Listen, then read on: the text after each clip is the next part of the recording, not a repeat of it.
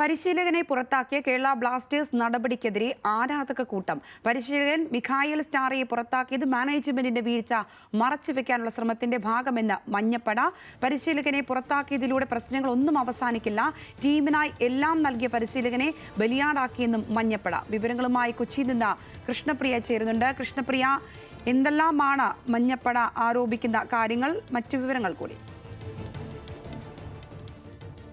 ഇതാദ്യമായല്ല ഈ ടീമിന്റെ തീരുമാനങ്ങൾക്കെതിരെ, ബ്ലാസ്റ്റേഴ്സ് ടീമിന്റെ തീരുമാനങ്ങൾക്ക് മഞ്ഞപ്പട രംഗത്ത് വരുന്നത്.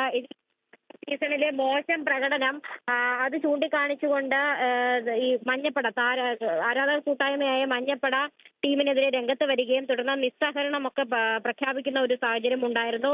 ഇതിനു പിന്നാലെയാണ് ഈ ടീമിന്റെ പരിശീലക സ്ഥാനത്ത് നിന്ന് മിഖായൽ സ്റ്റാറയെ ഇന്ന് ഉച്ചയോടുകൂടി ടീം ഒഴിവാക്കിയതായി അറിയിക്കുന്നത്. സ്റ്റാറയ്ക്കൊപ്പം 2 സഹപരിശീലകരെ കൂടി ഈ ടീമിന്റെ പരിശീലക സ്ഥാനത്ത് നിന്ന് ഒഴിവാക്കിയിട്ടുണ്ടായിരുന്നു.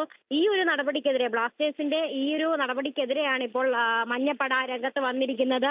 ടീമിന്റെ മറ്റ് പോരായ്മകൾ അത് ഈ ഒരു നടപടിയിലൂടെ പരിഹരിക്കാൻ കഴിയുന്നതല്ല എന്ന ഒരു കാര്യമാണ് ഇപ്പോൾ മഞ്ഞപ്പട മുന്നോട്ട് വയ്ക്കുന്നത്. അതോടൊപ്പം കൂടുതൽ നല്ല പ്രകടനം, അതായത് ടീമിന്റെ ഭാഗത്തു നിന്ന് ഈ സീസണിൽ മോശം പ്രകടനമാണ് ഉണ്ടായിരിക്കുന്നത്.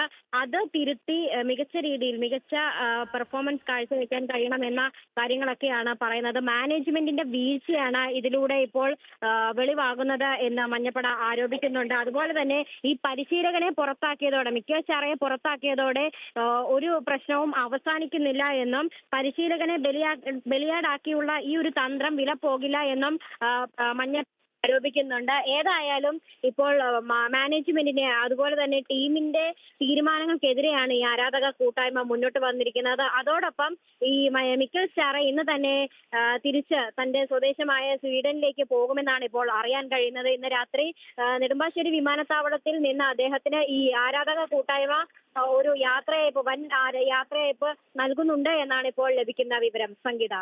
ശരി കൃഷ്ണപ്രിയ.